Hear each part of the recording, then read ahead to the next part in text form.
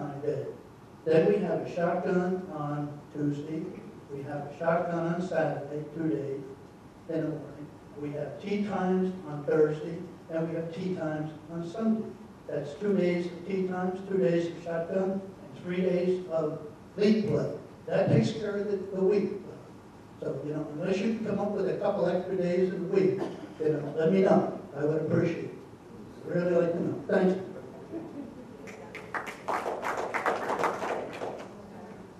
Anybody else? Anyone else would like to make a comment? Yes, please come up.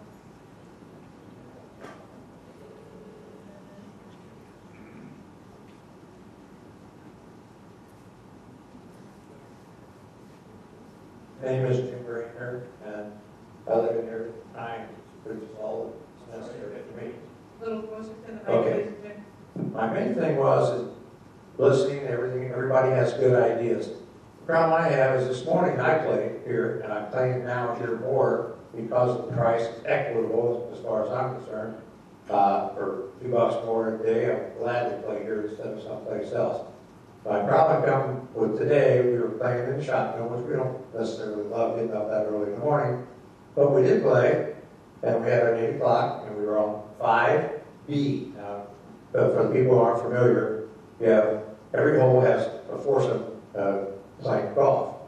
So there's an A and a B if there happen to be 2 foursomes that need to start that hole.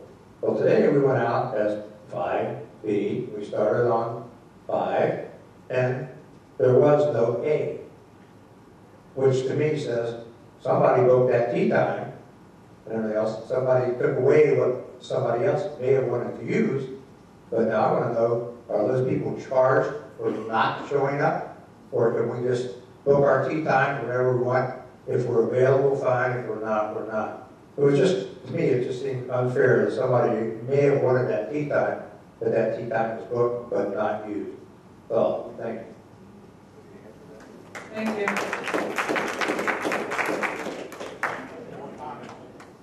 Is there anyone else who would like to make a comment? Is there going to be address that? Okay. Hang on a second.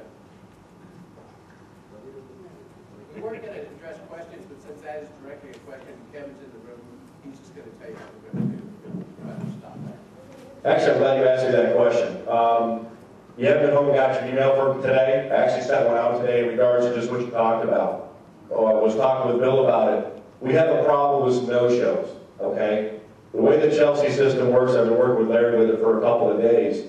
That group that I was on number 5 today that didn't show, okay, they're going to get assigned 3 points that's going to go against them next time they try to make a tee time.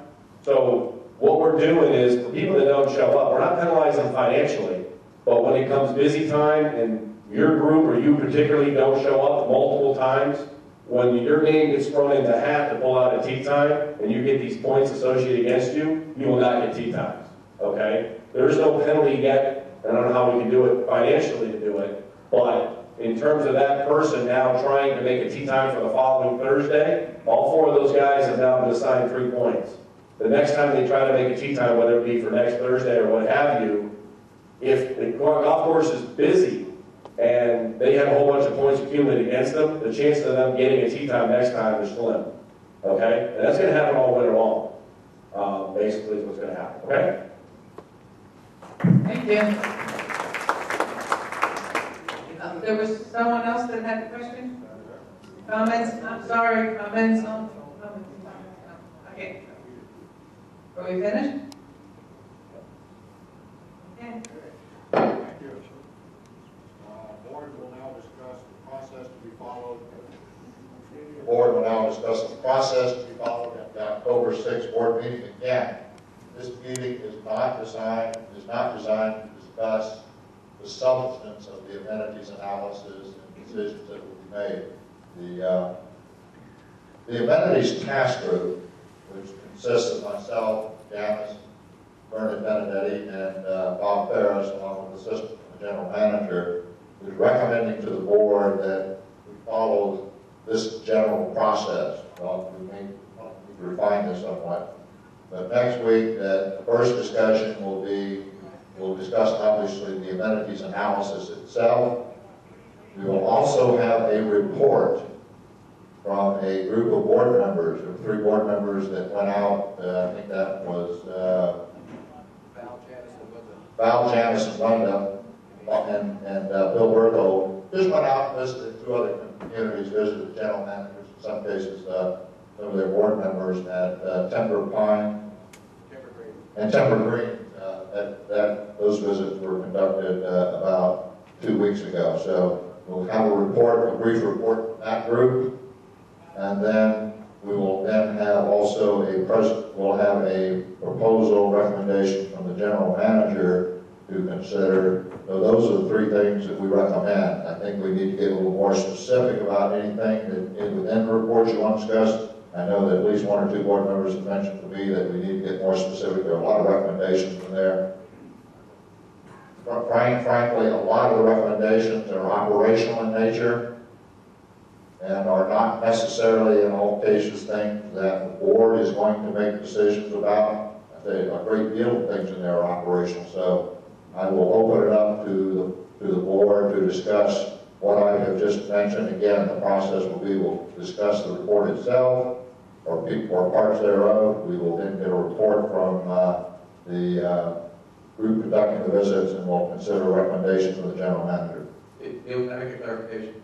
At the meeting on the 6th, the board is going to direct management on what they'd like to see done, and then after that meeting, I'm going to bring a plan, probably in the October board meeting, to the residents.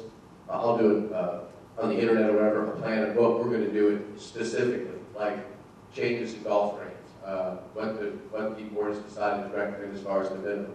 That implementation, that will not happen on the 6th, okay? Because the whole reason that we did, one of the main reasons we did this amenity analysis, I asked the board to set an acceptable funding level on all of it. So, as part of that, we've gotten a lot of what I think are very good recommendations from this amenity analysis. So, the board is going to tell me or tell management what they think in general terms should be done, and then I'm going to put specifics to it and tell the community and the board in an action plan how we're going to take the items that come out of the amenity analysis and put them into effect in the community to benefit the residents. Well, that's correct in part, Bill, but there may be some decisions we'll make in the meeting. We'll discuss what we're going to do. I think in many cases we'll refer many of the items to you to develop an action plan. Okay. I anticipate we will make certain decisions, or at least endorse certain things at the board meeting on the 6th, whatever that turns out. Yes, the only thing I was saying, when you said I would be giving a report. No, you're going to provide some recommendations, Exactly. which the board is going to take a look at. Okay, I will open it up to board discussion. I am still confused. I don't know when the board has ever given the GM direction before.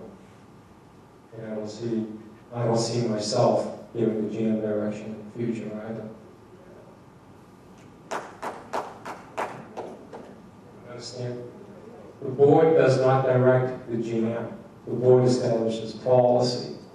We pass the policy on to the GM. It's up to him to decide how he implements the policy. I will not tell the GM how to fix golf. Okay? He's heard the same information that we've all heard. It's his responsibility. It's his duty to come up with a fee structure. It's not the board's prerogative to come up with an alternative structure and provide that to him. Yeah, Bob, I fully agree with that. This is just I think a procedural difference. I'm going to do all that, but I think it's the board's responsibility to take the results of this amenity analysis and at least give management some direction in areas that they think things should be implemented. This was done by the board for the board, and for me to institute changes, but for me to take it on